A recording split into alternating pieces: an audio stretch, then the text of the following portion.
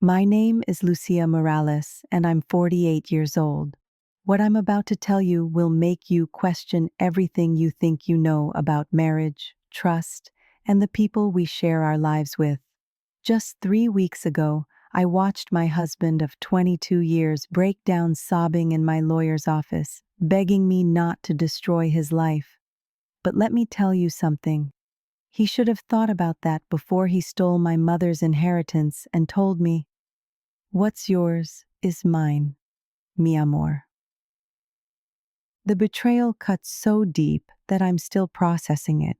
But what happened next? Well, that's a story of justice served ice cold, and it's going to change how you think about protecting yourself in marriage forever. I'm sitting here in my kitchen in East Los Angeles, the same kitchen where my mother taught me to make her famous mole recipe, where she held my hand during my divorce from my first husband, and where she whispered her final wishes to me just 6 months ago. The morning light streams through the window, illuminating the small altar I built for her, candles, marigolds, and her favorite photograph from when she was young and beautiful in Guadalajara. My mother, Elena Morales, was the strongest woman I've ever known.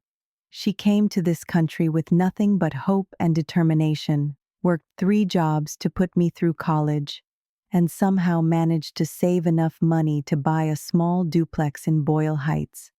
That duplex became our family's foundation, our security, our future.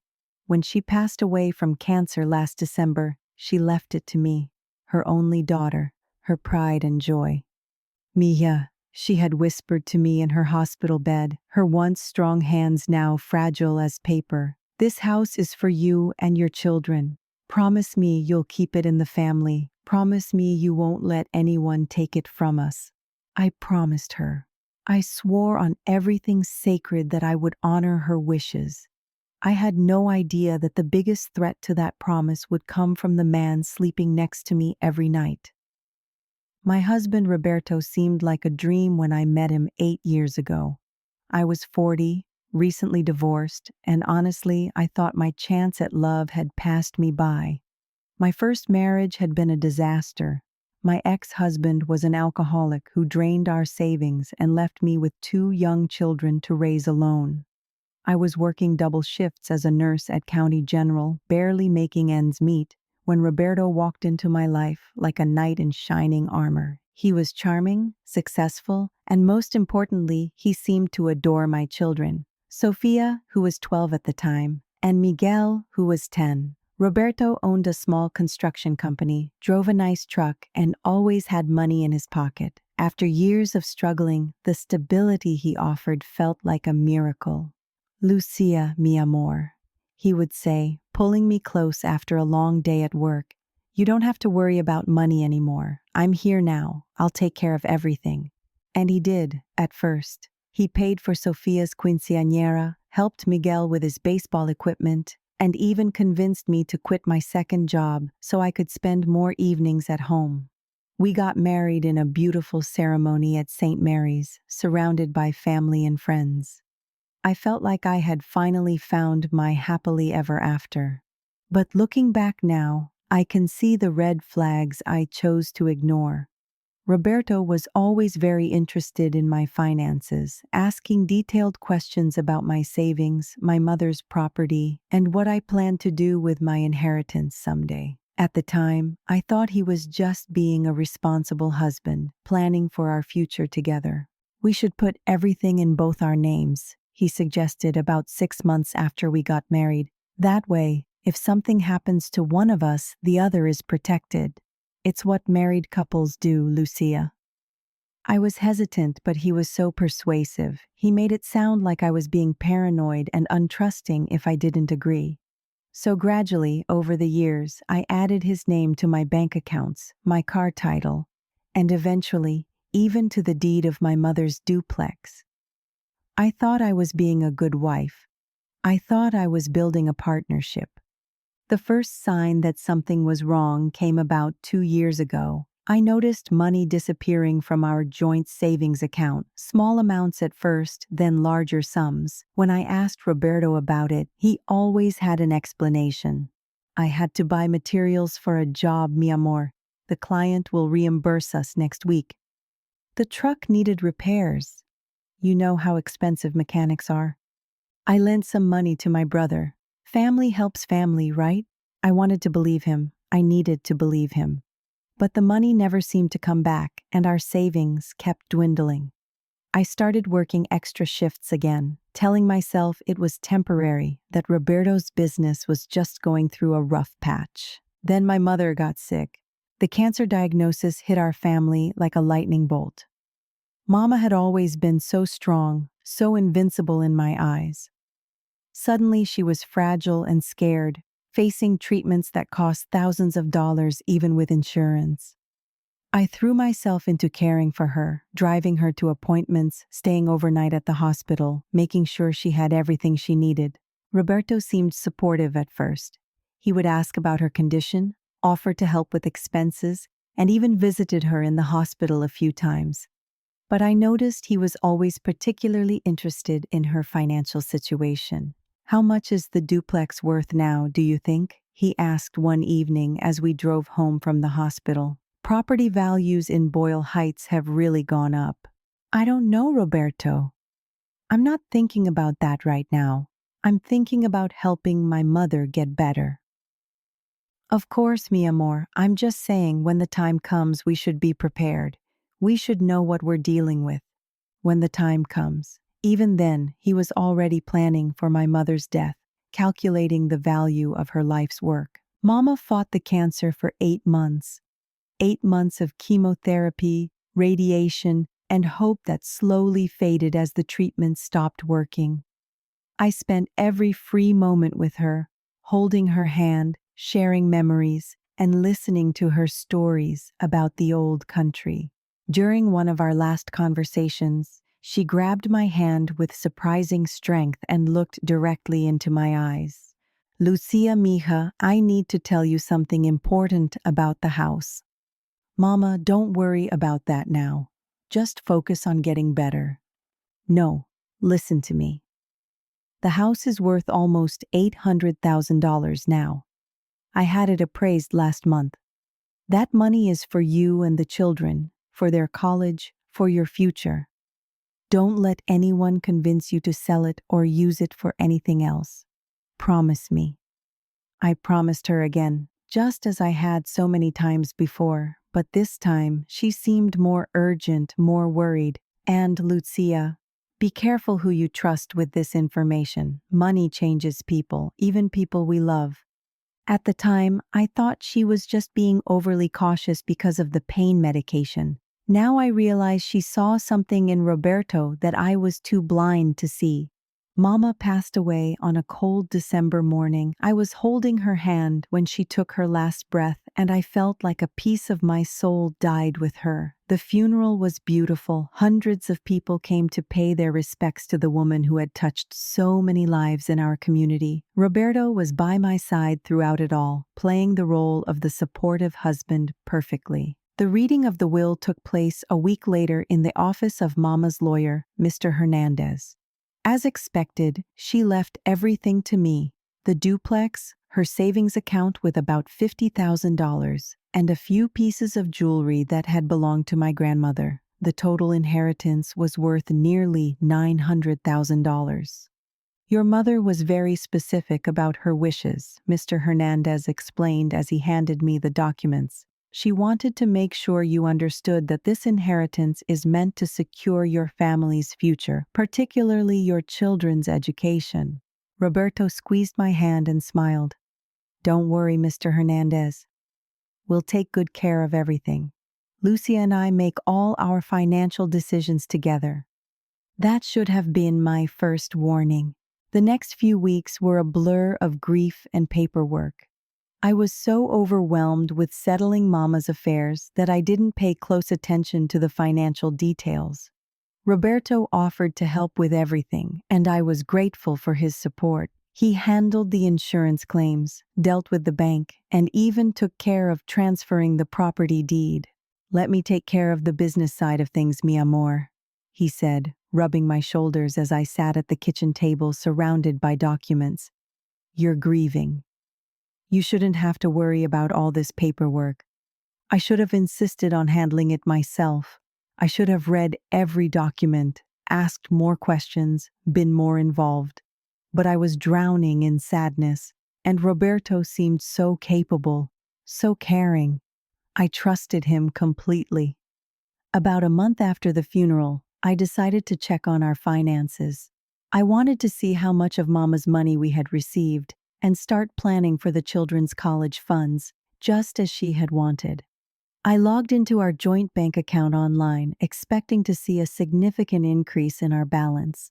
The account was nearly empty. I stared at the screen, refreshing it over and over, thinking there must be some mistake. Our savings account, which should have contained at least $50,000 from Mama's estate, showed a balance of $847. My hands were shaking as I called the bank.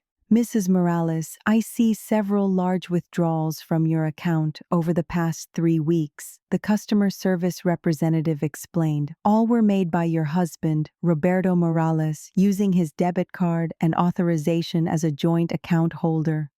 How much? I whispered, though I already knew the answer would destroy me. The total withdrawals amount to $48,650. I hung up the phone and sat in stunned silence. Roberto had taken almost all of my mother's money without telling me, but surely there was an explanation. Maybe he had invested it somewhere safe or put it in a different account for tax purposes. There had to be a reasonable explanation. That evening, when Roberto came home from work, I confronted him as calmly as I could. Roberto, I checked our bank account today. Where is my mother's money? He didn't even look surprised that I had discovered the missing funds. Instead, he shrugged and opened a beer, as if we were discussing the weather. I used it for the business, Lucia. We had some big expenses and I needed capital for new contracts. You used it without asking me? That was my inheritance, Roberto. That money was meant for Sofia and Miguel's college. His expression hardened, and for the first time in our marriage, I saw a coldness in his eyes that frightened me. What's yours is mine, mi amor. That's how marriage works. We're a team, remember? Besides, the business investment will pay off. We'll make that money back and more. But you should have discussed it with me first. That money wasn't just mine. It was my mother's life savings. She had specific wishes for how it should be used. Roberto slammed his beer bottle down on the counter, making me jump. Your mother is dead, Lucia. Dead people don't get to make financial decisions. I'm your husband, and I made a business decision that will benefit our family. End of discussion. The cruelty of his words hit me like a physical blow. This was not the man I had married. This was not the man who had promised to love and cherish me. This was a stranger who had just dismissed my mother's memory and stolen her legacy without a second thought. But the worst was yet to come. Over the next few days, I tried to get more information about what Roberto had done with the money. He claimed he had invested it in expanding his construction business, but when I asked for details, he became evasive and angry. Why are you questioning me like I'm some kind of criminal? He demanded. I'm trying to build a future for us, and all you can do is complain about money that's already gone. It's not gone, Roberto. If you invested it in the business, then we should have records, contracts, something to show where the money went. The business is complicated, Lucia. You wouldn't understand. That's when I decided to do some investigating on my own. I contacted Roberto's business partner, Carlos, who had been his friend since childhood. If Roberto had made a major investment in the company, Carlos would know about it. Investment? Carlos looked confused when I called him. What investment? Roberto hasn't put any new money into the business. In fact, he's been asking me for loans for the past few months. The company is barely breaking even. My blood ran cold. Are you sure? He told me he invested almost $50,000 in new equipment and contracts. Lucia, I don't know what Roberto told you, but he definitely didn't invest any money in our business. If anything, he's been taking money out. I've been covering his share of expenses because he said you guys were having financial problems. I hung up the phone feeling sick to my stomach. Roberto had lied to me about everything. He had stolen my mother's money and used it for something else entirely. But what? The answer came 2 days later when I was doing laundry and found a receipt in Roberto's jeans pocket. It was from a casino in Las Vegas, dated just 1 week after my mother's funeral. The receipt showed a cash advance of $5,000. My hands were trembling as I searched through more of his clothes, his wallet, his truck. I found more casino receipts, betting slips from horse races, and even a business card for a loan shark in downtown LA. Roberto hadn't invested my mother's money in his business. He had gambled it away. All of it. Every penny that my mother had saved through decades of hard work and sacrifice. Gone. That night, I confronted him with the evidence. I spread the receipts across our kitchen table like a prosecutor presenting evidence to a jury. Explain this, Roberto. For a moment, he looked like a deer caught in headlights. Then his expression shifted to defiance. So what? I had a few bad nights. It happens. I'll win it back. A few bad nights? Roberto, you gambled away my mother's entire inheritance. Money that was meant for our children's future. Our children will be fine. I'll make more money, I always do. How? Your business is failing. Carlos told me you've been borrowing money from him, and now I find out you're involved with loan sharks. Roberto's face turned red with anger. You've been checking up on me? Talking to Carlos behind my back? What kind of wife does that? The kind of wife whose husband steals from her dead mother. The words hung in the air between us like a poison cloud. For a moment, I thought Roberto might actually show some remorse, some recognition of how deeply he had betrayed me. Instead, he laughed. Steal? I didn't steal anything, Lucia. We're married. What's yours is mine, and what's mine is yours. That's how it works. Your mother's money became our money the moment she died, and I had every legal right to use it. Legal right, maybe, but not moral right. Not the right that comes from love and respect and partnership. Don't lecture me about morality. I've been supporting this family for 8 years. I've paid for your kids' expenses, your mother's medical bills, everything. So I used some of our money for an investment that didn't work out. Big deal. Investment? You call gambling an investment? Sometimes you have to take risks to get ahead in life. You're too scared, too conservative. That's why you'll never have anything more than what you have right now. I stared at this man I had shared a bed with for 8 years, and I realized I didn't know him at all. The Roberto I had fallen in love with had been a carefully constructed facade, designed to gain access to my life, my children, and ultimately, my mother's money. I want you to leave, I said quietly. What? I want you to pack your things and leave this house.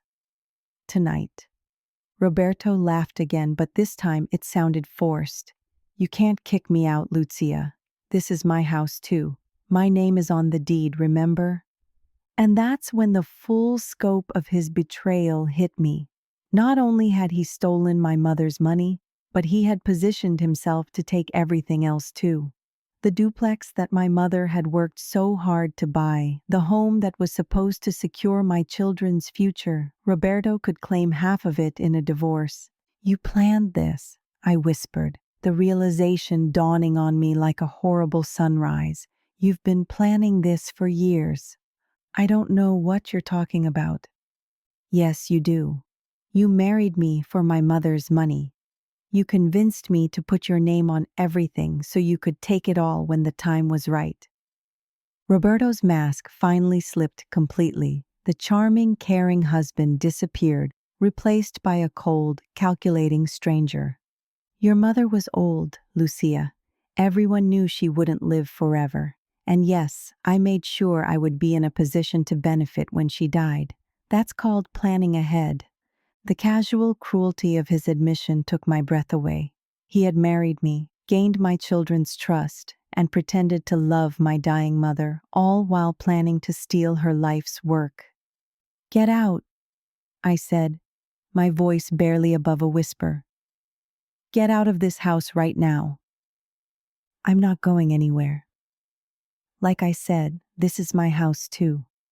That's when I knew I needed help, professional help.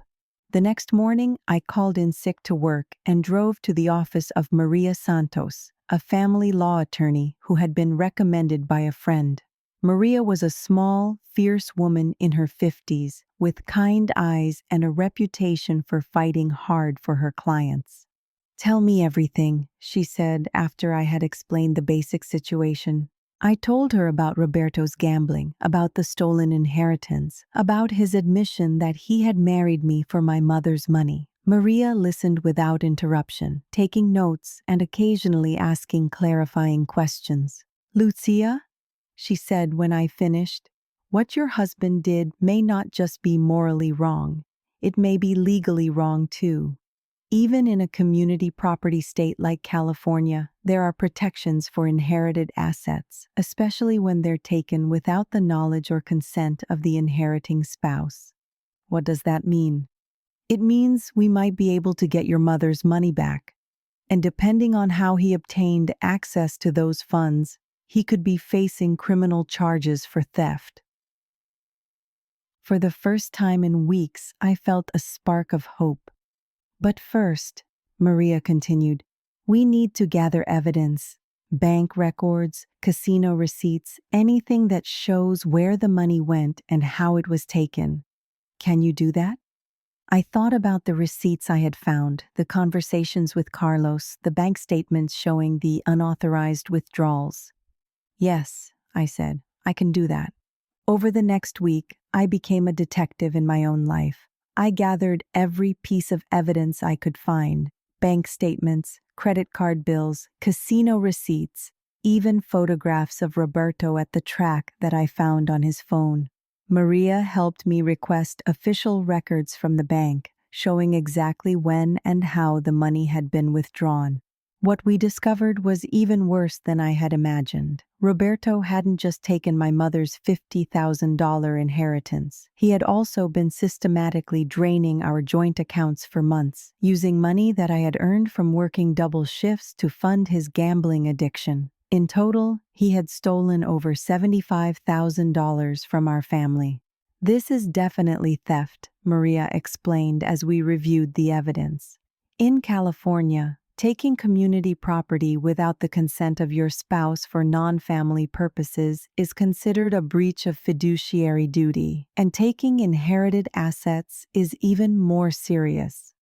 What can we do about it?" "We're going to file for divorce, and we're going to demand full restitution of the stolen funds.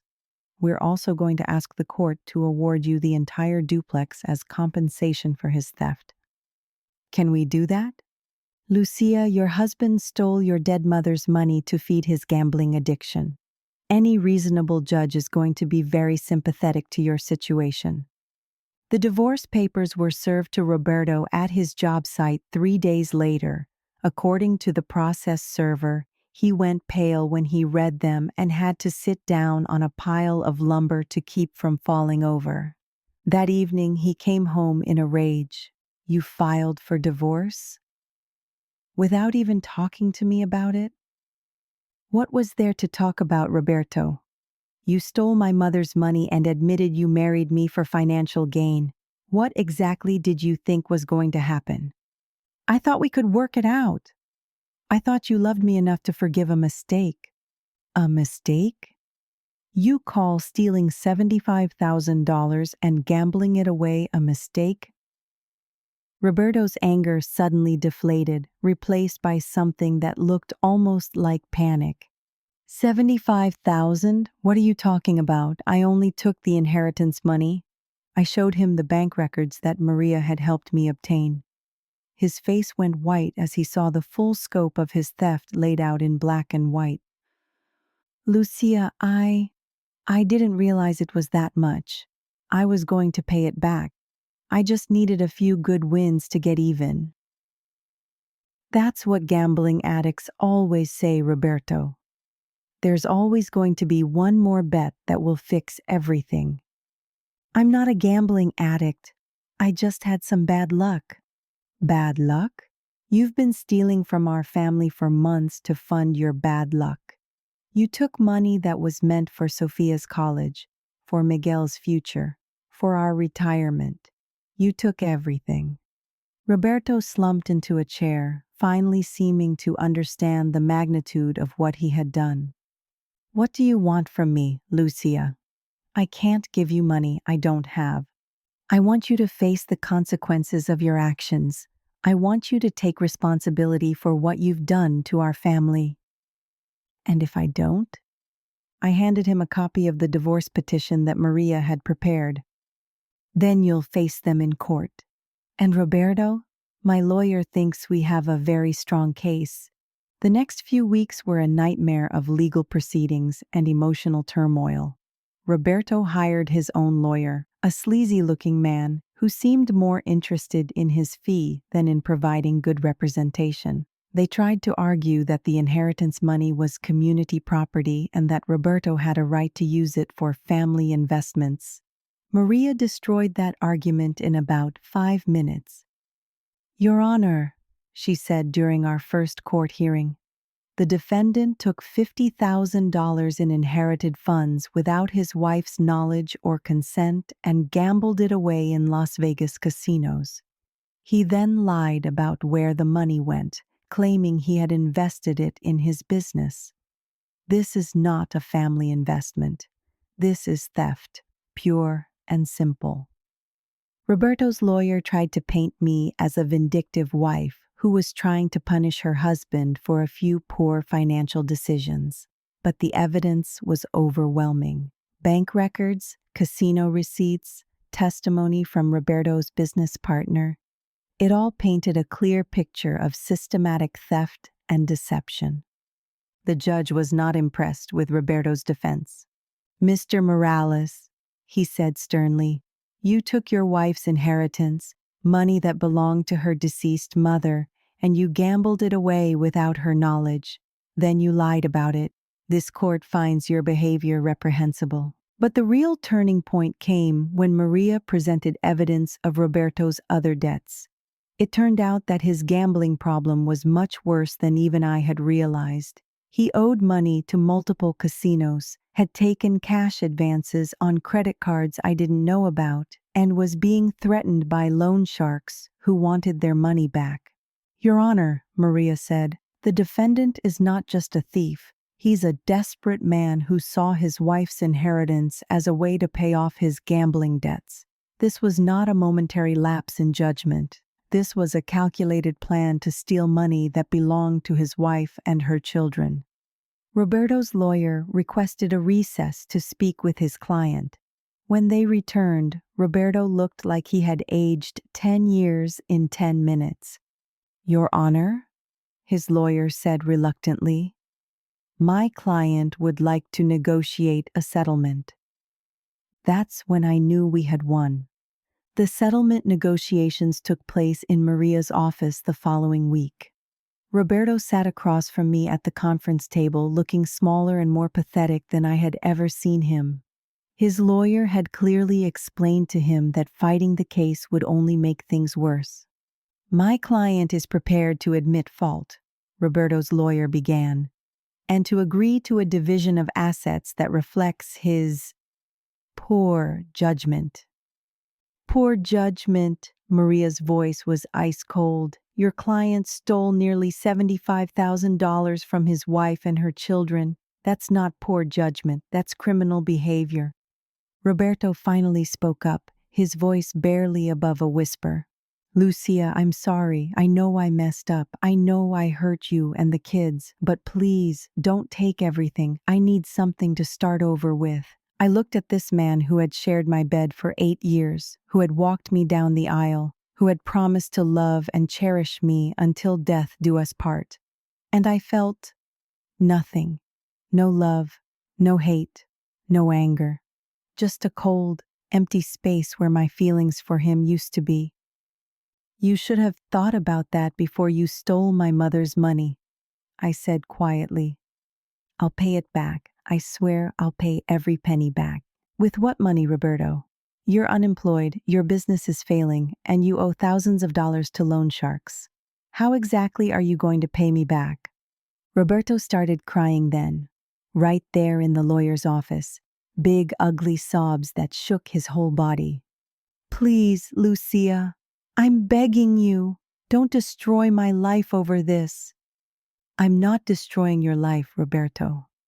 You destroyed your own life when you chose gambling over your family.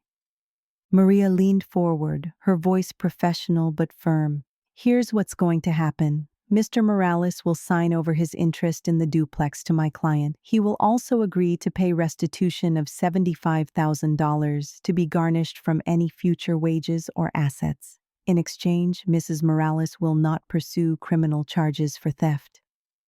Roberto's lawyer whispered something in his ear, and Roberto nodded miserably. We accept, his lawyer said. As Roberto signed the papers that would give me back my mother's house and legally acknowledge his theft, I thought about what Mama would say if she could see this moment. I think she would be proud that I had fought for what was rightfully mine, that I had honored her wishes and protected her legacy. But I also think she would be sad that it had come to this. Mama always believed in the power of love to overcome any obstacle. She would have been heartbroken to know that the man I had chosen to share my life with had seen her death as an opportunity for profit. The divorce was finalized 6 weeks later. I kept the duplex, our savings account, and my car. Roberto got his truck and his failing business, along with a court order to pay me $75,000 in restitution. His lawyer had warned him that if he missed even one payment, I could have him arrested for contempt of court. As we left the courthouse after the final hearing, Roberto tried one last time to talk to me. Lucia, wait, can we talk for a minute? I stopped and turned to face him, but I didn't say anything. I know you hate me, he said, his voice breaking. I know I don't deserve your forgiveness, but I want you to know that I did love you. I do love you, I got in too deep and I made terrible choices. You didn't love me, Roberto, I said calmly. You loved what I could give you. There's a difference. That's not true. I loved you from the moment I met you. If you had loved me, you wouldn't have stolen from my dying mother. If you had loved me, you wouldn't have lied to me for months. If you had loved me, you would have gotten help for your gambling problem instead of using our family as your personal ATM. Roberto started crying again, but this time I felt no sympathy for him. I'm getting help now, he said desperately. I'm going to Gamblers Anonymous. I'm going to therapy. I can change, Lucia. I can be the man you fell in love with again. The man I fell in love with never existed, Roberto. He was just a character you played to get what you wanted. I walked away then, leaving him standing on the courthouse steps. I didn't look back. That was 3 months ago. Since then, my life has slowly begun to heal. I moved back into my mother's duplex with Sophia and Miguel, and we're renting out the other unit to help with expenses. The kids were hurt and confused by the divorce at first, but they're resilient and they're starting to understand that sometimes adults make choices that hurt the people they're supposed to protect. Sophia, who's now 20 and in college, told me she's proud of me for standing up for myself and for Grandma's memory. Miguel, who's 18 and about to graduate high school, said he never really trusted Roberto anyway, which broke my heart a little bit. I hate that my children had to learn such a hard lesson about trust and betrayal at such young ages. Roberto has made exactly 3 payments on his restitution so far, each one late and accompanied by a sob story about how hard his life has become. His construction business finally went under last month and he's been working odd jobs to try to make ends meet. The loan sharks he owes money to have been less patient than the court system, and I heard through mutual friends that he had to move in with his brother for protection. I don't take any pleasure in his suffering, but I don't feel sorry for him either. He made his choices and now he's living with the consequences. As for me, I'm learning to trust again, slowly.